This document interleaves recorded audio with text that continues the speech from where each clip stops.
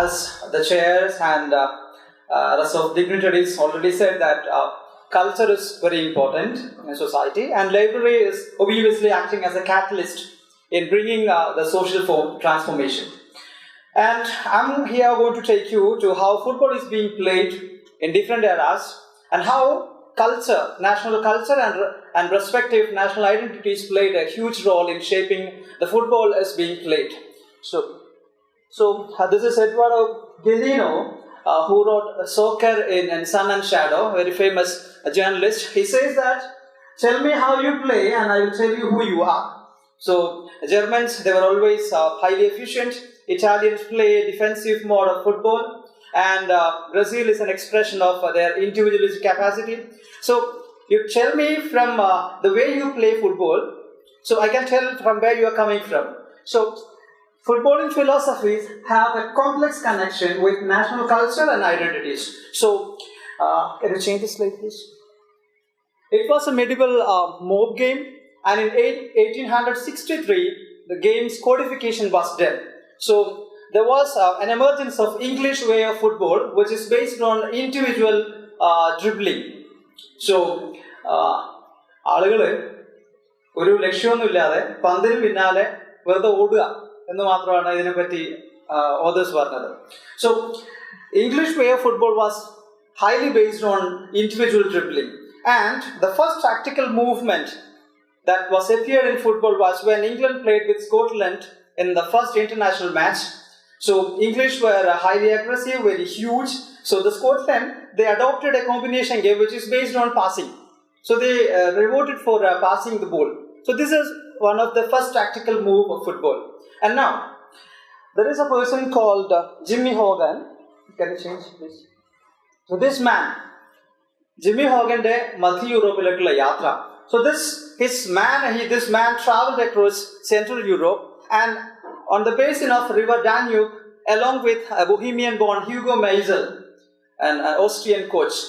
So they combined to form a Danube school of thought in football, which is based on swift movement of the ball, the technicality and interchangeability of the positions. So if in England the football was adopted by the working class, in Austria and in Danube basin, it was adopted by high intellectual in that area. There was something called the coffee shop society. So intellectuals, they adopted, they discussed everything under the sun, and along with that they also discussed how the football is being played. So the Austria was a super team in 1930s, and you might have to look upon who is Matthias Schindler, who gave his life for football by revolting against Hitler. So Danube school of thought was there, and then can change please? Yeah. So the Hungarian Ferencvaros became known as Green Ballet because of their playing style, and this style was actually emerged because Austria-Hungary സാമ്രാജ്യത്തിലെ intellectual ആളുകൾ ഫുട്ബോളിനെ പറ്റി സംസാരിച്ചപ്പോൾ they went for this aesthetic sense and beauty of football. അപ്പം football was transformed into some kind of a complex artist. ഒരു complex ആർട്ടായി ആദ്യമായി രൂപപ്പെടുന്നത് ഈ ഓസ്ട്രിയോ-ഹംഗറിയിലുള്ള ഈ Danubian school of thought.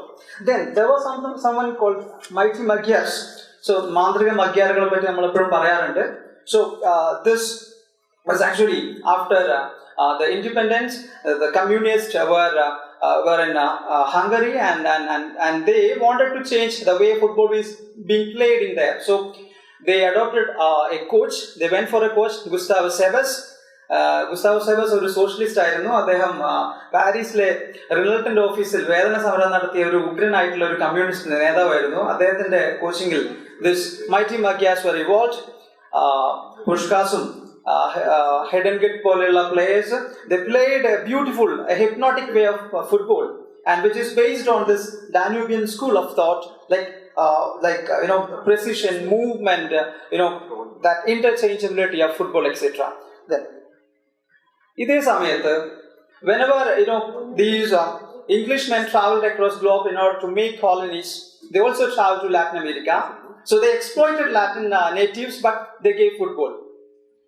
Uruguay was one of the first place. in Uruguay,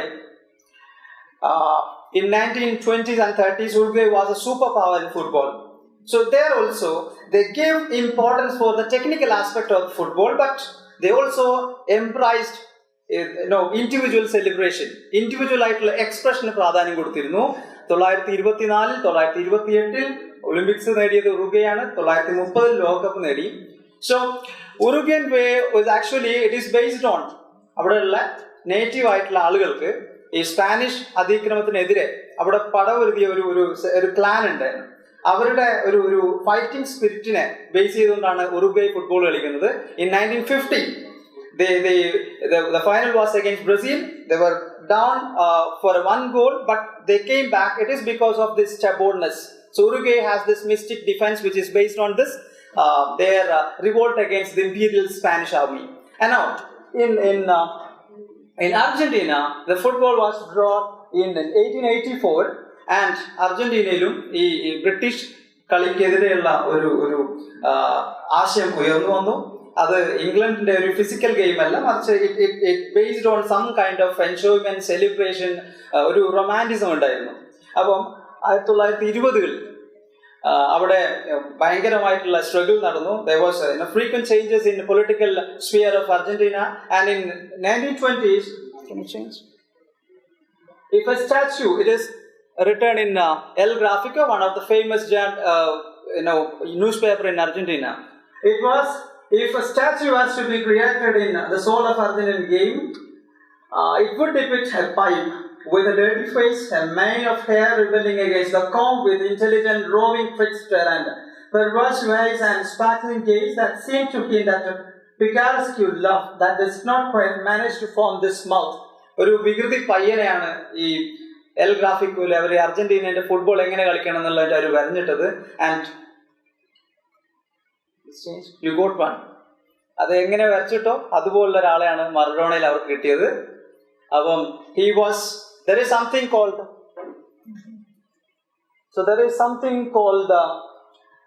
the physical nature of the English game. Argentinian was deviated from that, and the central transience, La Nuestra എന്ന് പറഞ്ഞാൽ തനത് അർജന്റീനൻ ശൈലി. So it was purely steeped in romanticism and vociferously voiced for the beauty and enjoyment. അപ്പം അവര് ഉദ്ദേശിക്കുന്നത് ഒരു native cunningness plus അവരുടെ ഒരു mystic player, something will happen. ഈ മിസ്റ്റിക് ആയിട്ടുള്ള ഡ്രിബ്ലർ അവരെന്തെങ്കിലുമൊക്കെ ചെയ്യും. ഇത് രണ്ടും was resulted in 1986 world cup. Maradona അദ്ദേഹം കൈകൊണ്ട് ഗോൾ അടിച്ചു. That was acceptable for Argentina, and at the same time നൂറ്റാണ്ടിന്റെ ഗോളും അടിച്ചു. Mystic dribbler has done something in the pitch. Then Brazil ഇതുപോലെ something called Malandro and Jeitinho, again ഒരു native cunningness-നെ base ചെയ്ത് a beautiful expression of football is played in Latin countries. Now, can you change? In Europe, there was two thoughts in football, which is Catenaccio and total football. And Catenaccio is cynical, negative and reactive, which is actually evolved because after the World War. Before the World War itself, ലോകമഹായുദ്ധത്തിന് മുമ്പും Italy ഒരു defence oriented ഫുട്ബോളാണ് കളിച്ചത്. പക്ഷേ അതിനുശേഷം Italy തോറ്റുപോയി. ആ തോൽവി ഭയത്തിൽ നിന്നാണ് കുറച്ചും കൂടെ റിസ്ക് എടുക്കാത്ത വളരെ ടൈറ്റ് ആയിട്ടുള്ള റിജിഡ് ആയിട്ടുള്ള ഒരു ഫോമാറ്റിലേക്ക് ഇറ്റലി വരുന്നത്. It is based on Machiavellian philosophy. നിങ്ങൾക്ക് ലക്ഷ്യം കണ്ടാൽ മതി, മാർഗം പ്രശ്നമല്ല. So their philosophy is based on that Machiavellian philosophy. So before the war, football in Italy was seen as hyper masculine, quasi-militaristic exercise. മുസോളിനിയുടെ ഒരു ഇൻഫ്ലുവൻസ് ഉണ്ടായിരുന്നു. Then later, after the World War, അവരുടെ തോൽവി ഭയത്തിൽ നിന്നാണ് Antonio Negri says that it's a class war. ഒരു ദുർബലനായ ഒരാൾക്ക് survive ചെയ്യണമെങ്കിൽ എന്തെങ്കിലും ചെയ്യണം. So that he termed it as a class war.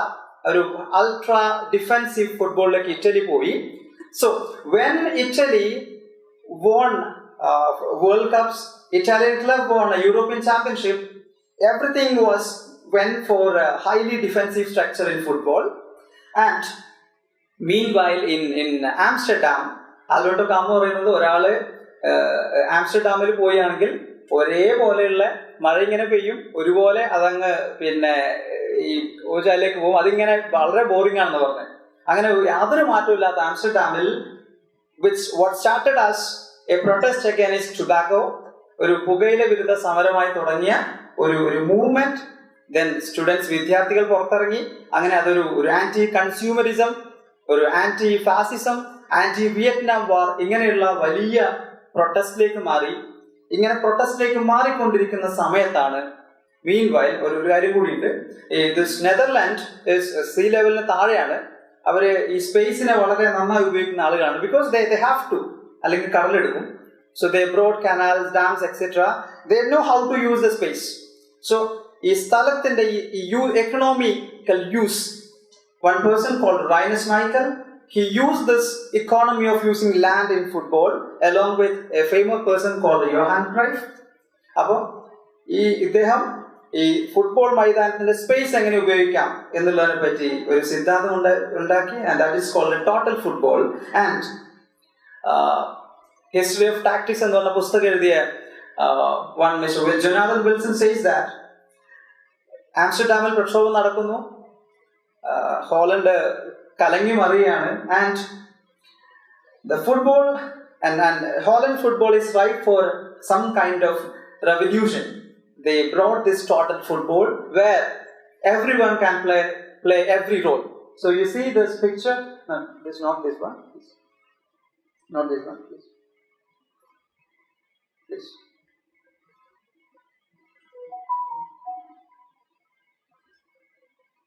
Yeah. So this is. Yeah. So this one. So you see that every player is moving in three direction. So the complete destruction of what every philosophy thought. So it is John Cruyff. He can move everywhere. So when a defender moves this way, this striker maybe this winger will move back. So if a person is moving this way, maybe like a defender is moving forward. So complete, changes in the field. So total football വരുന്നു. So this, if Italians went for ultra defensive mode, അതിന്റെ response is this total football. And you see that the same concept is being adopted by Spain, and they, along with John Cruyff as a coach and plus Pep Guardiola, they reinvented tiki-taka. And then in Germany, we usually say that they are highly efficient. എങ്ങനെ efficient ആയി football കളിക്കാമെന്ന് ജർമ്മനിക്ക് അറിയാം. They are also defensive, but later on the philosophy of football is based on gegenpressing. അത് highly efficient ആയിട്ടുള്ള, Germans were always efficient. They look for efficiency. So that is being exploited, or that is being expressed in football pitch which is called gegenpressing. So what I want to say is that football can be played in variety of ways. So I took these countries as an example of how national identities and national culture is being influential in the way football is being played. So we were discussing about how culture, how we should shape our culture so that we are healthy. So my conclusion is that this is a conclusion of my research on football tactics. So Galeno, he says that we went for the ruthless efficiency, where the football has now become a sad voyage from beauty to duty. Whereas I want to say that if libraries are acting as a catalyst in bringing social changes, now culture is playing a very role in transforming the shape. So there should be a sports culture. ഇപ്പോൾ നേരത്തെ പറഞ്ഞു എന്തുകൊണ്ട് നമുക്ക് ലോകകപ്പിൽ there is no place for Indians. So in order to have that, we need to have a sports culture. So I vote for this. We need to concentrate on how we can shape these, how we can add, how we can bring the sports element into our culture, like fitness, health, etc. So with these few words, I think I took around 10-12 minutes. Thank you so much.